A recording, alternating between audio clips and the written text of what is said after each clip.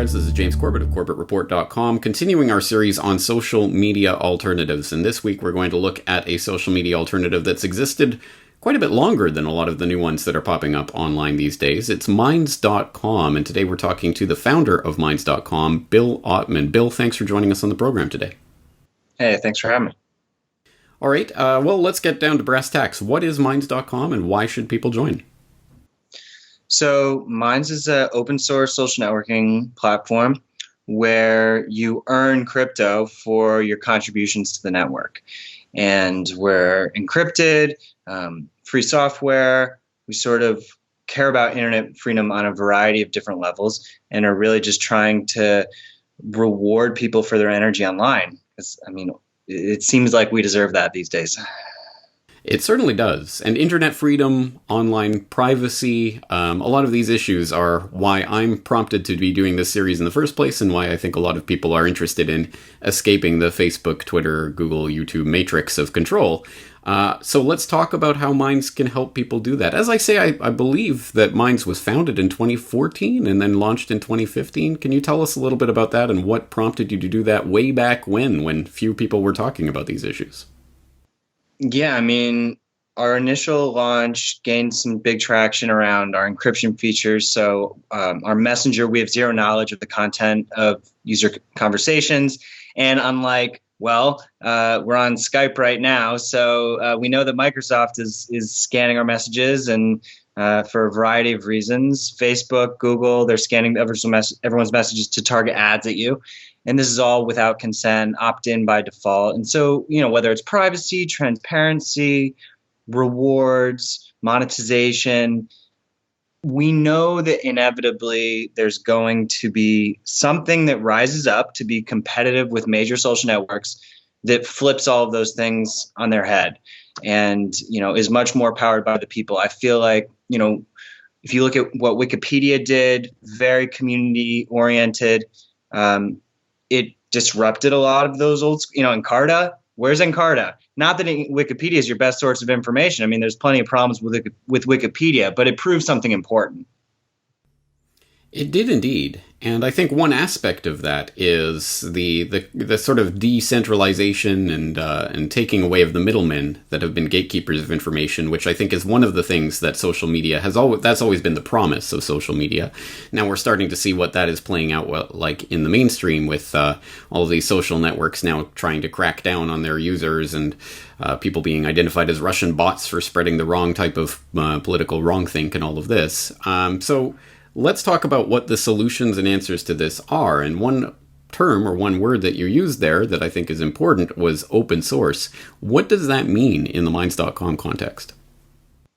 So all of our software is free for anyone to inspect, share, take, sell, do whatever they want to it as long as they show their changes with the rest of the community. Sort of the mandate of the GPL license. And it's a really beautiful thing. It sort of keeps sharing happening, makes it so that you always have the ability to understand what the code is doing to you. People in the past 10 years have started to care about food transparency, but really app transparency is going to be emerging more. And maybe there'll be sections of the App Store that's like the organic, non-GMO labeled section.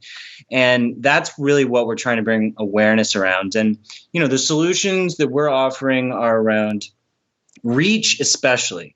So what Facebook's doing is strangling your reach. You used to get the ability to reach your fans. If you had a subscriber base, you could, get access to them when you posted. Now it's only 2% of your own followers are even seeing your post. Even if you only have a few hundred friends on Facebook, then they're often not seeing your post in the news because it's not chronological. So mine is 100% chronological. We're never going to change that. Any curation is up to you if you want to opt into different types of feeds. And additionally, you earn tokens for your activity. So when you receive votes, shares, comments, when you make referrals, you earn these tokens. Then you can use them to boost your post for more views. Right now, a token gives you about 1,000 views. You can boost out of your network. That's what people want online, is to reach people. So when they take that away, it's sort of antisocial. Right, let's talk about that aspect of it, because the Minds token, I think, was fairly recently introduced. It wasn't there from the beginning. So tell us about the introduction of that token, why it's necessary, and how people go about exchanging it.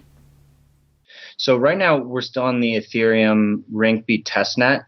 So you can earn them and they're usable on mines, but off mines they're not usable. We're still going through security audits and tweaking some of the features a little bit. So if you're on there and you have suggestions, definitely contact me, go into the support group, make suggestions. This is the time where the community is really molding how it's going to work. But we moved to the blockchain away from our internal structure just because we wanted to take ourselves out of the equation. We don't feel the need to interfere with economic relationships between users. One of the cool tools that we allow is for channels to target each other directly for advertising. So I could send you an offer for 100 tokens to share my post. Instead of having to go through some centralized network, we want brands to be able to directly interface. And, at the end of the day, we also just applied WebTorrent to our video system. So decentralizing the video, other content, we just want it out of our hands. The tech is still immature generally in decentralized world, but we're just trying to make one step at a time towards putting it in the people's hands. Well, as I say, there are a lot of sort of new social media alternatives popping up seemingly every day or every week at this point. And we've talked about some of them on this program, Steemit and DTube and BitChute and these types of platforms. Tell us a little bit how Minds compares and contrasts to some of those alternatives that are popping up. Sure. So Steemit is more specifically a blogging platform. We have sort of more of your general social networking type features like groups and newsfeed and status posts and images and videos and this kind of stuff. We also have a way for channels to subscribe to each other with crypto on a monthly basis for different rewards, more of like a crowdfunding system. And the way the voting works on Steemit is different. On Steemit, the more Steem you hold, the more power you have. And that's how the rewards are distributed. So if you get these people with a lot of Steem to vote on your stuff, then you get more rewards. On Minds, it's based on raw engagement, and everyone's vote is worth the same. So we think it's a little bit more fair. I mean, I'll give Steem credit. I think that they're open source, which I appreciate. I think I haven't been able to find their back end code, but I think they are. And then BitChute's actually not open source, so they're more just a video hosting service, and I think they're using WebTorrent as well. That's right. So tell us about the feedback that you've gotten from your users. What's the response been to Minds.com? I mean, overwhelmingly positive. We did a equity crowdfunding round last year, and we raised, we're totally funded by our community. We raised about $1 million from like 1,500 community members. We might be doing another one this year.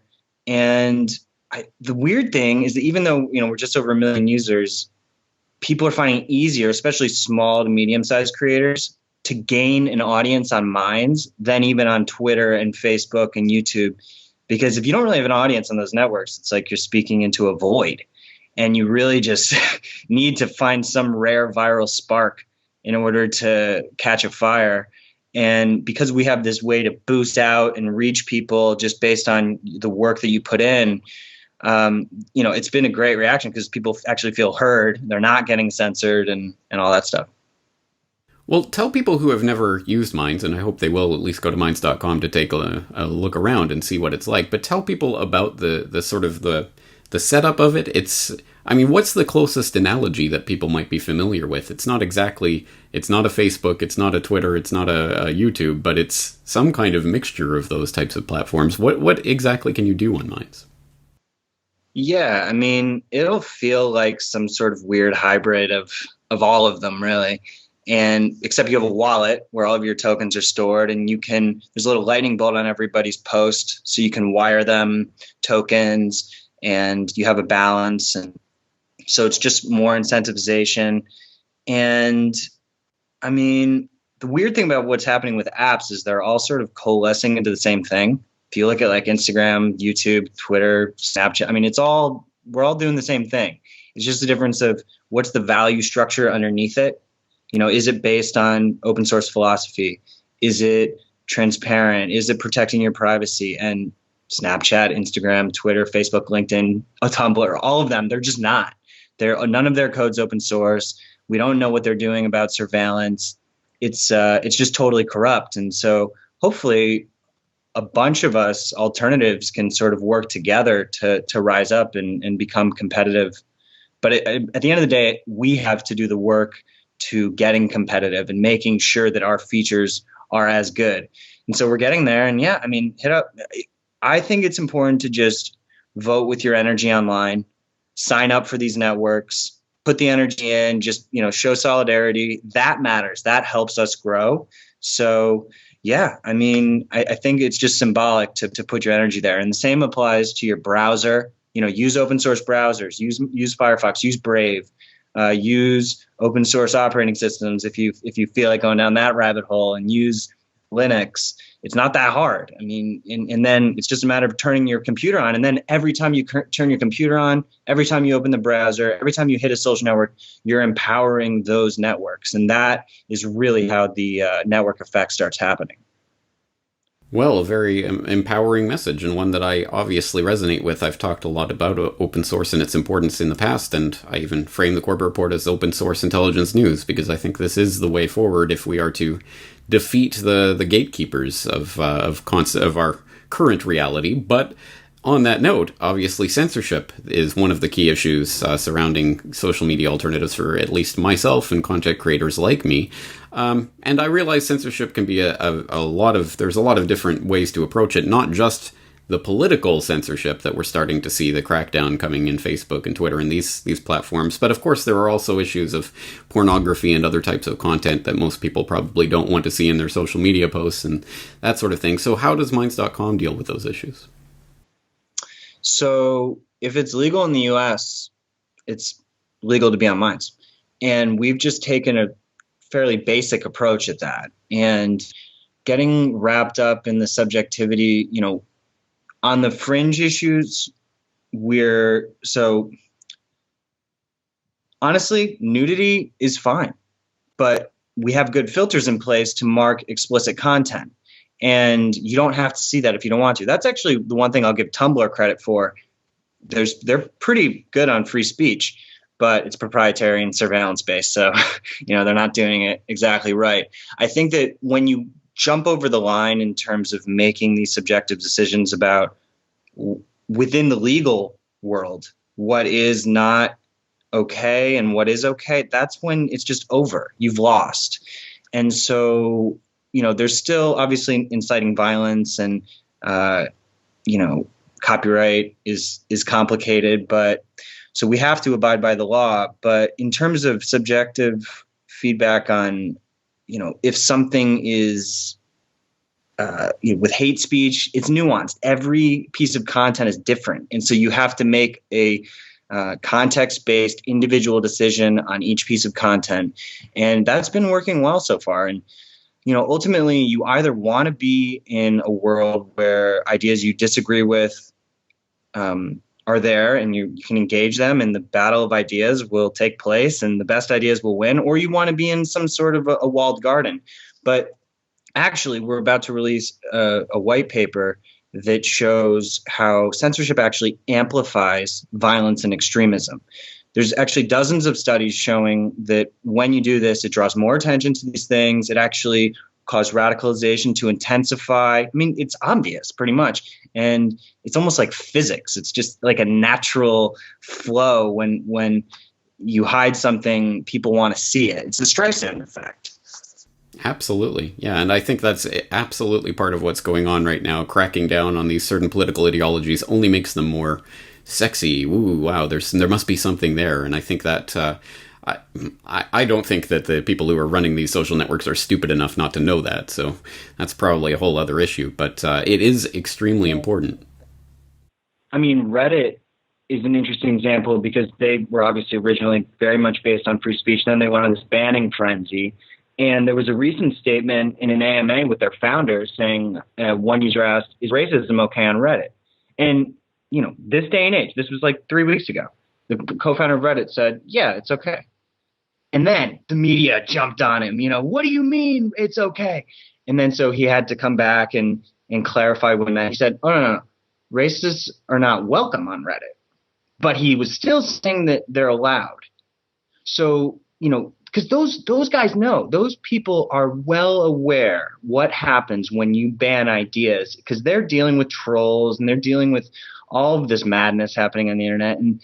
And they know what pisses people off and what can foster a more healthy environment. And I think that, unfortunately, they cave to the pressure to start all of these bans, rather than what we're trying to do is create a much more mature, honest global conversation about how do we actually lower violence and harmful extremism in the world. We need to look at this as a network of networks and understand what are we really doing here, and how are we leading this conversation.